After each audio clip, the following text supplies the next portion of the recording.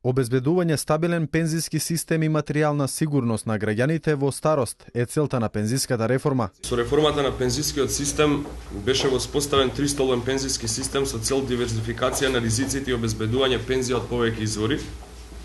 Дополнително на првиот столб фондот за пензиско инвалидско, кој функционира на генерацијска солидарност или популарно наречен Pay as you go систем, со реформата беше воведено и капитално финансирано пензиско осигурување или втори трет столб.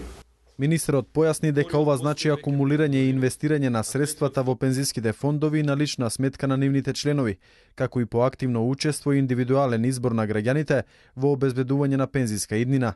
Во третиот столб се создадени услови за обезбедување повисок приход по пензионирањето и пензија за лицата кои не се опфатени со задолжителното пензиско осигурување, како и воспоставување на професионални пензиски шеми, како во европските пензиски системи. До сега вториот столб, кој постои повеќе од 5 години, брои 290.000 членови, од кои 24% се доброволни, а 76% задолжителни членови. Вкупниот износ на средства со кои што располагаат во овој момент задолжителните пензиски фондови како резултат на редовните уплати достигнува вредност од околу 15 милиарди денари или над 240 милиони евра, што представува околу 3,35% од бруто домашниот производ. Според Ристовски, третиот столб кој е во зародиш, во текот на 2 години на неговото постоење континуирано бележи раст.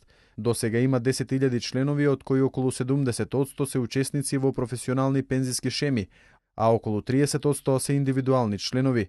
Висината на средствата на доброволните пензиски фондови изнесува 87 милиони денари.